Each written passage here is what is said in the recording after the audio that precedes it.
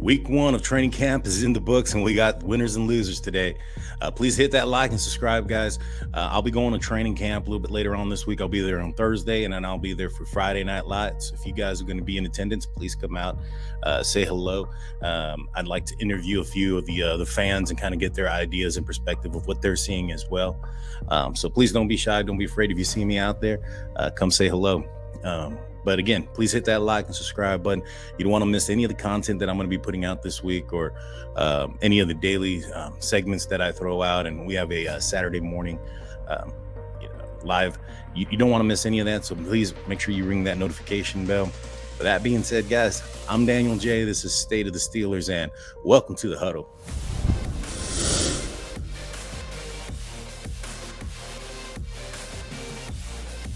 So week one of training camp is in the books. There's been a lot of footage that's been leaked out there, and reports going on about the performance and where the team states as a whole. And so today I want to highlight three players that I think are the winners in training camp so far, and three players that not so much. And so let's start off with the on the positive side. And so the first player I have as far as the winner goes for training camp is going to be George Pickens. He's shown to be an explosive wide receiver. And more importantly, he's shown that he has recovered completely from the ACL injury that he suffered last March. There's no signs of it, the way he's been able to, show the type of acrobatic catches and his acrobatic performances that he's been able to do in training camp thus far. He's been able to jump up, catch the ball away from his body, and return to his feet and maintain balance in a most acrobatic manner. I really get a lot of Martavius Bryant vibes from him. I think that he's going to be Martavius Bryant with the physicality in the game, the ability to catch the ball, and be able to run away from people without any of the off-field issues. And so I'm excited for George Pickens. I think he would have been a number one or a first round wide receiver had he not had the ACL tear. I think he was the steal of the draft for the Pittsburgh Steelers, and I am so excited to see what he's able to do once the pads are on and he's able to get physical, see what kind of blocking he does. He was known for being a physical receiver in college and being able to block down, and that's going to bode a lot for Najee Harris. And so, number one winner in training camp so far is George Pickens. I'm excited to see what he's going to do continuing forward. And if he continues to light it up, I might be wearing a George Pickens jersey come week 6 when the Steelers take on Tampa Bay in Acrisure Stadium, when I'll be in attendance. So I'm looking forward to it. I'm really excited about George Pickens. He's been my favorite pickup so far this offseason, or in the draft at least. So the next guy that I want to highlight as far as having an amazing camp is none other than the defensive reigning player of the year. Whoa, I said that wrong. The reigning defensive player of the year, TJ Watt. TJ Watt has pretty much, continued where he left off. He's been unblockable. He had a pick 6. He's all over the field, showing up very fast. I think he's going to have a monster year. Last season, he had the contract situation, and so I think that him holding in last season really, really may have played some type of toll in the lingering groin injury he had throughout the year. There's a difference between being in shape and in football shape and game shape, and he wasn't going toe to toe with the pads on, so to speak, during training camp and preseason last preseason. I'm sorry, and so. This year, doesn't have to worry about the contract, don't have to worry about those things. So he's participating. Any of those little nagging injuries that could occur are going to occur now, and not when it counts. And so I'm excited about what he's going to do, and I'm excited for him to meet Joe Burrow come week 1. A healthy TJ Watt versus Joe Burrow. It's going to be nice. He's going to be on pace for that 20 to get 23 sacks this season, if not more. And my last player I want to highlight is one and the only, and I might get a lot of hate for this one, but QB2, Mason Rudolph. He, in my opinion, he's done something this training camp, just by being a solid player and being a good quarterback and solid quarterback in there, because the stats that are out there aren't going to be mind blowing. He's not tearing up the defense or anything like that. He's just being solid, consistent, taking care of the ball, and now he has receivers that are not dropping the ball as often. He's getting into the end zone, and so Mason Rudolph's kind of changed the temperature of the media and the fan base to a certain degree, in my opinion. If you were to go a couple weeks ago, I think myself included, nobody anticipated or thought that Mason Rudolph would find himself on the 53. And I think now, I'm not necessarily saying that he's going to be a starter for the Pittsburgh Steelers in 2022, but I think he will be on the 53 and at least number 2. Who's backing up, we'll see. One thing that I've said, and I mentioned, I was on Britsburg Owens' podcast here recently, and on there he asked me the question if I was concerned about the quarterback room and the reports that are coming out. And I'm going to kind of tie this into the next segment, which is the 3 players that I think are losers in week 1. And the first person I have is Mitch Trubisky. So I can kind of tie in Mason Rudolph and Mitch Trubisky in the same one here. Now, on my show with on Britsburg Owens' show, where I was a guest speaker, he had asked me if I was concerned about there, and I told him, the season's a long season. This is a journey, and this season here is more like a marathon versus a sprint, so to speak. And when you line up as in a marathon, there's going to be some runners that are going to line up, up front in the line because of, whatever reasons, whether it's experience or qualifications or whatnot. And you're going to have folks that are going to line up in the back end. Now, when the race starts, those guys up front, if they're strong runners, they're going to continue to stay up front. But if they're a weak runner and you have a strong runner in the back, at a certain point, he's going to pass that person, that weak runner up. And I just think right now, Mason Rudolph's in the front of the line just because he's been with the team. He's got experience with the team. He's the only incumbent quarterback, so to speak, on the team right now, and so he's also has the chemistry with the receivers that are on the team. And so right now, I'm not surprised that he's looking the best, and good for him. He's proving that he's going to be a solid quarterback in the league. Like I said, the stats aren't glaring. They're not amazing. But to the opposite end, you have Mitch Trubisky, who's struggled in 7 shots. I don't believe he's been able to get in the end zone in 7 shots. TJ Watt had a pick 6 against him. Fans are already, screaming for the rookie QB to come in. He went 0 for 3 in his first 3 throws. It's not been a good first week, but at the end of the day, does that mean that come, preseason game 1 or regular season game 1, that he's not going to surpass where Mason Rudolph is currently? Well, that's left to be seen. But at this point, I'd have to say that he is one of the bigger losers. He's allowed the gap that he had between himself and Mason Rudolph to shrink.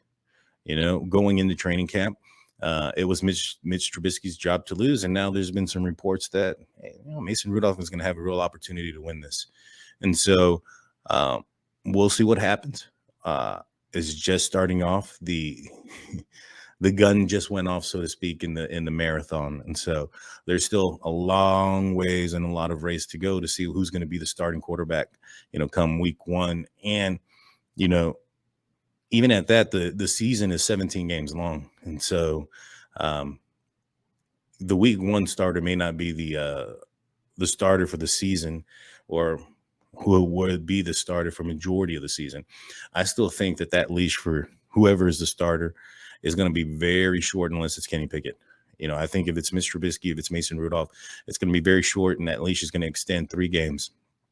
I think after the Cleveland game of the short week with a mini bye afterwards, if the Pittsburgh Steelers aren't at least 2-1, I think there's a change going to be made at the quarterback position, whether it's Mitch Trubisky to Mason or Mitch to Kenny or in some form or fashion. But this team is too talented around the quarterback position to not be there. I asked the question before. Mason Rudolph in 2019 went 5-3 with arguably a worse team than is currently on the team surrounding him.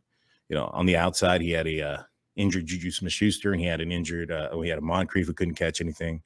I believe Eric Ebron was on the team as well that year. I think that was his first year. He had a lot of folks that basically couldn't catch the ball. And so Deontay Johnson was a rookie, so he didn't have the drops his rookie year, but he wasn't, what Deontay Johnson is as far as his route running ability. Um, Connor James Conner was a running back who was often injured in the season. So, you know, Mason Rudolph had a lot of things going around him offensively that were pretty bad. Defensively, man, if the Steelers can get back to that 2019 defensive form, they're going to make some noise this season. They definitely are, and they're going to be able to carry this offense until this offense is strong enough and good enough to carry them. And so, my first loser, as I said, was going to be Mitch Trubisky. My second loser, and no fault to him, is Tyson Alualu, and it's just because he's not played. He's on an injured list where he's unable to perform, and he had a season-ending injury last season. He's an older guy in football terms, and the Pittsburgh Steelers just recently picked up Larry Ogunjobi. They drafted DeMarvin Leal. They have Loudermilk that they traded up to go get last season in the draft. I just think that the longer that Tyson Alualu stays out of the field, and it may not be a bad thing for the Pittsburgh Steelers if he ends up being a rotational piece just because of his age and things of that nature, and kind of lowering his snap count and allowing these younger guys to develop and get better. But it is, in my opinion, going to diminish or take away his playing time. I mean, you think about James Harrison in his final season as a Pittsburgh Steeler, and TJ Watt, becoming TJ Watt. It wasn't expected that James Harrison was just going to drop off and get no snaps because of the emergence of TJ Watt, but that's what happened. And so with Tyson Alualu, I don't think that anybody's expecting him not to be a part of the team. But if Loudermilk takes a step up, if DeMarvin Leal takes a step up, Martavius Adams takes a step up, and the Pittsburgh Steelers can show that they don't need an elderly guy, he might find himself on the outside looking in. There's a lot of reports out there that the Steelers are going to keep 6 receivers, like 7 defensive linemen. I don't know how many running backs that the Pittsburgh Steelers are going to think. Where are they going to make these cuts? I don't think that that's going to be the case. I think, the Steelers might keep 6 receivers and whatnot, but I think they may go down to 6 defensive linemen. So it'll be interesting. I think he's our second loser just because of as Mike Tomlin has said, your best ability is your availability. Tyson Alualu hasn't been there. And to go along with that, my number 3 and probably my biggest loser so far is going to be Deontay Johnson. He's in a hold in right now, currently participating only in individual drills. And when team drills come apart, he goes off to the side and practice individually. And I think he's hurting himself more than he's more than he's helping himself financially, so to speak. I've often said that, it's one thing when you're a generational talent and you can, and your work cannot be replaced, what you do on the field, and you want to do something like a holdout. Like, for instance, there isn't a player on the earth that can replicate what TJ Watt can do. And so he can have that holdout come in and it not affect his play. There aren't very many players that are like that. Even Le'Veon Bell, who was, when he was holding out from the Pittsburgh Steelers, at the time he was stated to be the best running back in the NFL, or arguably was the best running back in the NFL. And when he held out, before he held out for the full season, when he came back for week 1, it took him a couple of games to get adjusted to. And so with Diontae Johnson, being out, if he comes back in, starts practice just week 1, isn't doing well, he's allowed for eyes to be on George Pickens, on Calvin Austin. He's allowed the Steelers to see what life without Diontae Johnson is. And if that life is better because his performance is hindered due to him not gaining that chemistry, not gaining that relationship with the quarterback that they need, that cohesiveness, so they can have that connection, so to speak, I don't think that's going to bode well for him. I think that if he ends up, struggling and gets benched, I don't think that's going to bode well for him financially, the way he thinks it, what he's trying to accomplish right now. And so, I think, in my opinion, it would benefit Deontay Johnson if he would start to participate Not because I don't think he deserves the money or anything like that. I just honestly don't see the Pittsburgh Steelers giving him the money that he's wanting. I don't think it looks good for the Steelers to give a receiver that they don't see as the probably the number one receiver in the NFL more money to who they just paid Minka Fitzpatrick, who they see as the number one safety. Doesn't look good. Steelers aren't going to panic. They're not a team that panics, and they're not going to go and do something crazy or probably not use the best judgment in making deals just because other teams are doing so. And so those are my guys, as far as what I think, guys. Let me know in the comment section what you guys think. Should there be somebody else as far as a winner? Who else do you guys have? I mean, I've heard that DeMarvin Leal is having a big camp. Calvin Austin is burning it up as well, showing off his speed. Do you think that maybe perhaps there's somebody else that's a bigger loser than Alualu, Diontae Johnson, and Mitch Trubisky? Let me know in the comment section. Also, guys, I just wanted to quickly just promote this and let you guys know I'm the newest podcast host for Behind the Steel Curtain. I have a podcast that will be airing out every Saturday. My first one just aired out this past Saturday, did very well. I want to say thank you for everybody that's following me, that has seen that and gone to behindthesteelcurtain.com or wherever you go when you get your podcasts and have seen that or heard that episode. I'm sorry. I appreciate that. Thank you so much. I've also had my first article put on Behind the Steel Curtain website, behindthesteelcurtain.com, talking about the opportunity for Kenny Pickett to become the starter. Please, if you haven't gone over there and checked it out, please go check it out. Don't forget to hit that like and subscribe button. With that being said, guys, I'm Daniel J. This is State of the Steelers, and peace.